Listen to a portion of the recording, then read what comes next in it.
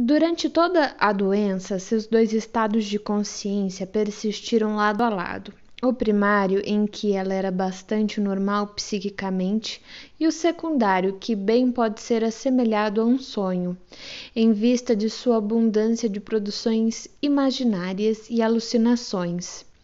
Suas grandes lacunas de memória e a falta de inibição e controle em suas associações. Nesse estado secundário, a paciente ficava numa situação de alienação. O fato de que toda a condição mental da paciente estava na dependência da intrusão desse estado secundário no normal parece lançar uma considerável luz sobre pelo menos um tipo de psicose histérica. Cada uma de suas hipnoses à noite oferecia provas de que a paciente estava inteiramente lúcida e bem ordenada em sua mente e normal no tocante a seus sentimentos e sua volição, desde que nenhum dos produtos de seu estado secundário atuasse como um estímulo no inconsciente.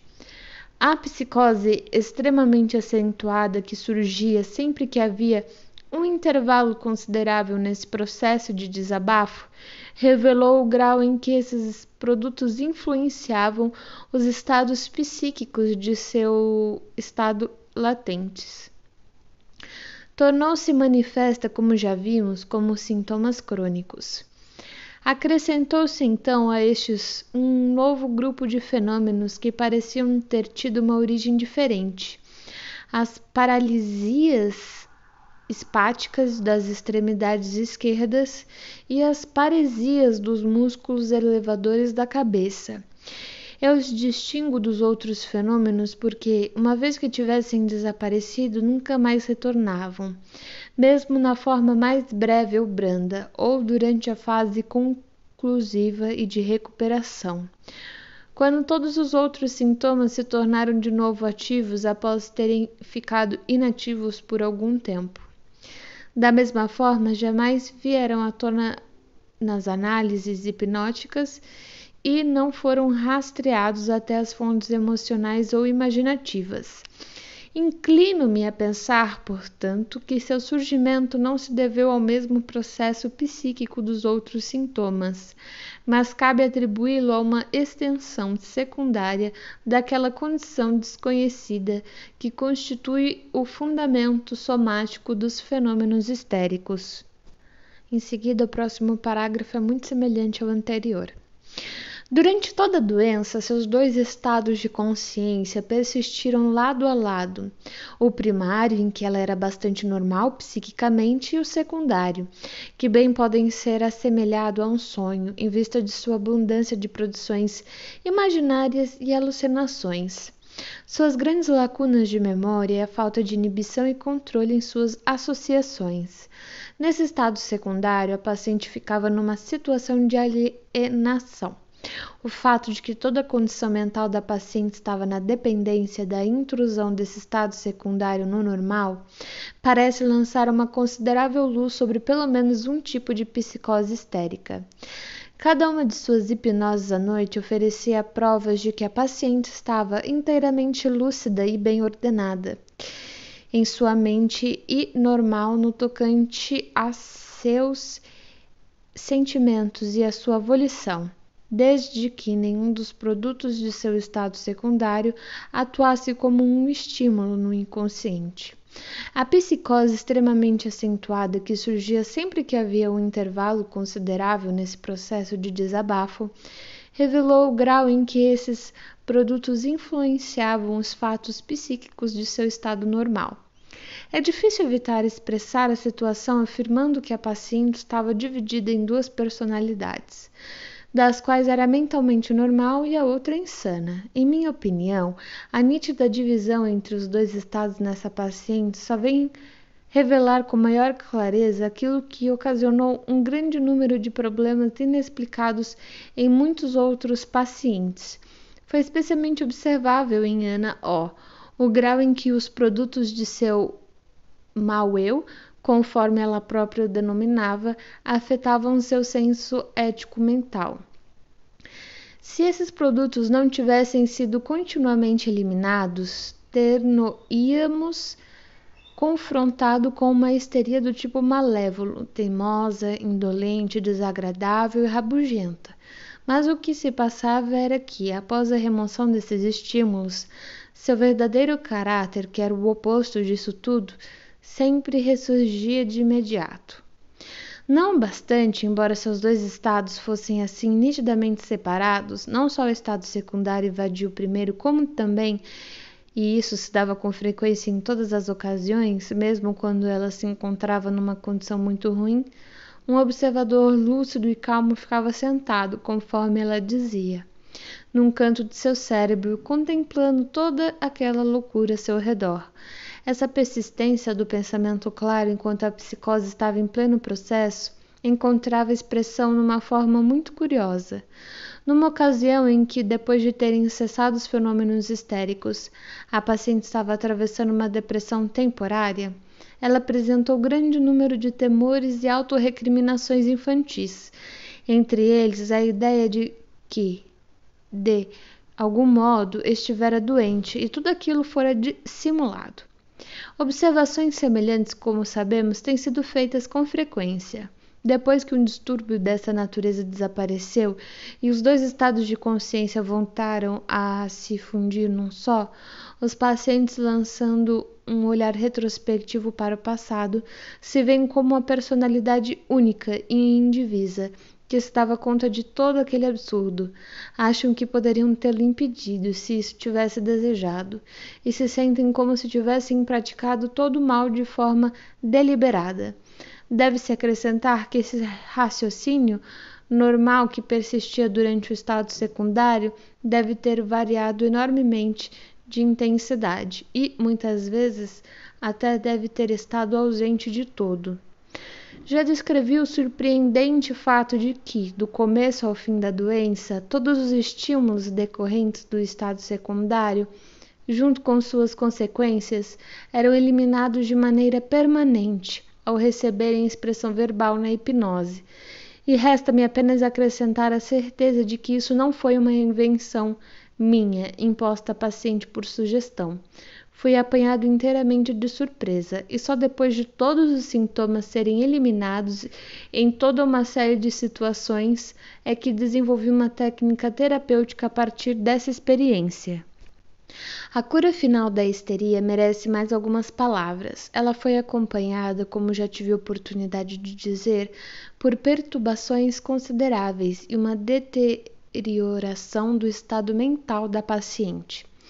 Tive a impressão muito forte de que os numerosos produtos do seu estado secundário que ficaram latentes forçavam agora sua entrada na consciência, e embora de início fossem recordados apenas em seu estado secundário, estavam ainda sobrecarregando e perturbando seu estado normal. Resta verificar se não deveríamos procurar a mesma origem nos outros casos em que a histeria crônica termina numa psicose. Caso 2. Senhorita M. von N.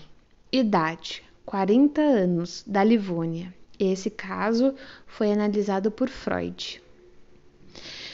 Em 1º de maio de 1889, comecei o tratamento de uma senhora de cerca de 40 anos, cujos sintomas e personalidade me interessaram de tal forma que dediquei grande parte de meu tempo e decidi fazer tudo o que tivesse ao meu alcance para recuperá-la. Era histérica e podia ser posta com a maior facilidade num estado de sonambulismo. Ao tomar ciência disso, resolvi fazer uso da técnica de investigação sob hipnose de Breuer, que eu viera conhecer pelo relato que ele me fizera do bem-sucedido tratamento de sua primeira paciente. Essa foi minha primeira tentativa de lidar com aquele método terapêutico. Estava ainda longe de tê-lo dominado, de fato. Não fui bastante à frente na análise dos sintomas, nem os segui de maneira suficientemente sistemática. Talvez possa apresentar melhor um quadro da condição da paciente e de minha conduta clínica, reproduzindo as anotações que fiz todas as noites durante as 3 primeiras semanas do tratamento. Onde quer que a experiência posterior me haja proporcionado melhor compreensão. Eu a incorporarei em notas de rodapé e comentários intercalados. 1º de maio de 1889. Essa senhora, quando a vi pela primeira vez, estava deitada num sofá, com a cabeça repousando numa almofada de couro. Parecia ainda jovem e as feições eram delicadas e marcantes. O rosto tinha uma expressão tensa e penosa.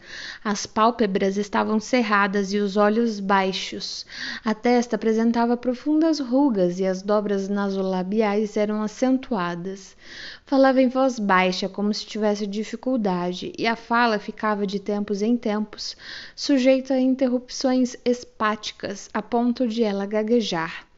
Conservava os dedos firmemente entrelaçados, e eles exibiam uma agitação incessante, parecida com a que ocorre na atetose. Havia frequentes movimentos convulsivos, semelhantes a tiques, no rosto e nos músculos do pescoço, durante os quais alguns destes, especialmente o esternocleidomastoide direito, se tornavam muito salientes. Além disso, ela interrompia com frequência suas observações, emitindo um curioso estalido com a boca, um som impossível de imitar. O que a paciente me dizia era perfeitamente coerente e revelava um grau inusitado de instrução e inteligência. Isso fazia com que parecesse ainda mais estranho que a cada 2 ou 3 minutos ela de súbito se calasse, contorcesse o rosto numa expressão de horror e nojo, estendesse a mão em minha direção, abrindo e entortando os dedos, e exclamasse numa voz alterada, carregada de angústia: "Fique quieto, não diga nada, não me toque." É provável que estivesse sob a influência de alguma alucinação recorrente, de natureza apavorante, e que, com essa fórmula, estivesse mantendo afastado o material intromissivo. Essas interpolações chegavam a fim tão de súbito quanto começavam, e a paciente retomava seu relato anterior, sem dar continuidade à sua excitação momentânea e sem explicar ou pedir desculpas por seu comportamento. Provavelmente, portanto, sem que ela própria notasse a interpolação. Tomei conhecimento do seguinte sobre as circunstâncias de sua vida. Sua família era originária da Alemanha Central, mas 2 de suas gerações haviam fixado residência nas províncias bálticas da Rússia, que possuíam grandes propriedades. Ela era a 13ª de 14 filhos. Apenas 4 dentre eles sobreviveram. A paciente recebeu uma educação cuidadosa, mas sob a disciplina rígida de uma mãe excessivamente enérgica e severa. Quando contava 23 anos, casou-se com um homem muito bem dotado e capaz, que alcançara uma posição elevada como grande industrial, mas que era muito mais velho do que ela. Depois de um casamento de curta duração, ele morreu de derrame cerebral. A esse fato, bem como a tarefa de educar as 2 filhas, então com 16 e 14 anos, muitas vezes enfermas e que sofriam de distúrbios nervosos, ela atribuía a sua própria doença. Desde a morte do marido, 14 anos antes, vivera constantemente doente com variados graus de gravidade. Há 4 anos seu estado sofrera uma melhora temporária com uma série de massagens combinadas com banhos elétricos. Afora isso, todos os seus esforços para melhorar de saúde têm sido infrutíferos. Ela viajou muito, tem um vivo interesse por muitas coisas. Atualmente mora numa casa de campo num ponto do Báltico, perto de uma grande cidade. Há vários meses tem estado outra vez muito doente, sofrendo de depressão e insônia, e atormentada por dores. Foi até a Básia, na vã esperança de obter melhoras, e nas últimas 6 semanas está em Viena. Até agora sob os cuidados de um médico de excelente reputação. Sugeri que ela se separasse das 2 filhas, que tem governanta, e se internasse numa casa de saúde, onde eu poderia vê-la todos os dias. Concordou com isso sem levantar a menor objeção. Na noite de 2 de maio, visitei-a na casa de saúde. Notei que se assustava muito sempre que a porta se abria de modo inesperado. Assim, providenciei para que, ao visitá-la, as enfermeiras e os médicos internos batessem com força na porta e só entrassem depois de ela dizer que podiam fazê-lo. Mesmo assim, ela ainda fazia trejeitos faciais e dava um pulo toda vez que alguém entrava. Sua principal queixa hoje foi sobre sensações de frio e dor na perna esquerda, que se originavam nas costas, acima da crista do ilíaco. Ordenei que lhe dessem banhos quentes e lhe aplicarei massagens por todo o corpo 2 vezes ao dia. Ela é uma excelente paciente para o hipnotismo. Bastou eu levar um dedo diante dela e ordenar-lhe que dormisse para que reclinasse com uma expressão atordoada e confusa. Sugeri que ela dormiria bem, que todos os seus sintomas melhorariam e assim por diante. Ela ouviu tudo isso com os olhos fechados, mas sem dúvida com uma atenção inconfundivelmente concentrada, e suas feições aos poucos se relaxaram e assumiram uma aparência pacífica. Depois dessa primeira hipnose, conservou uma tênue lembrança de minhas palavras, mas já na segunda houve completo sonambulismo com amnésia. Tinha-a avisado de que pretendia hipnotizá-la, ao que ela não opusera nenhuma dificuldade. Ela nunca fora hipnotizada antes, mas pôde-se supor que já leu sobre o hipnotismo, embora eu não saiba dizer quais são suas ideias sobre o estado hipnótico. Esse tratamento à base de banhos quentes, massagens 2 vezes ao dia e sugestão hipnótica prosseguiu por mais alguns dias. Ela dormia bem, melhorava a olhos vistos e passava a maior parte do dia tranquilamente deitada.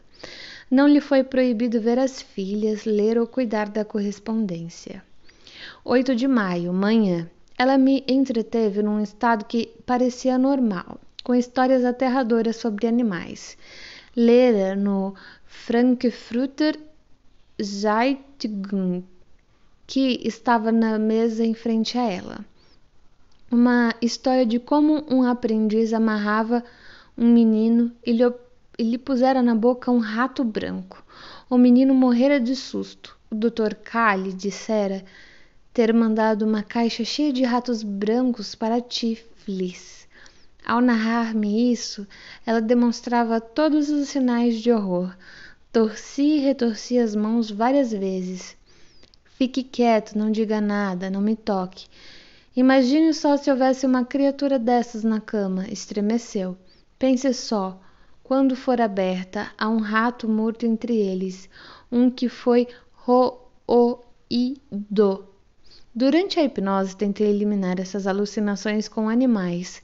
Enquanto ela dormia, apanhei o Frankfurter Zeitung, achei a história do menino que fora maltratado, mas sem nenhuma referência a camundongos ou ratos. Logo, ela os havia introduzido a partir de seu delírio enquanto lia. À noite falei-lhe de nossa conversa sobre os ratos brancos. Ela não sabia de nada daquilo, ficou muito surpresa e deu boas risadas. À tarde, teve o que chamou de uma cãibra no pescoço, que, no entanto, como disse, só durou pouco tempo, umas poucas horas.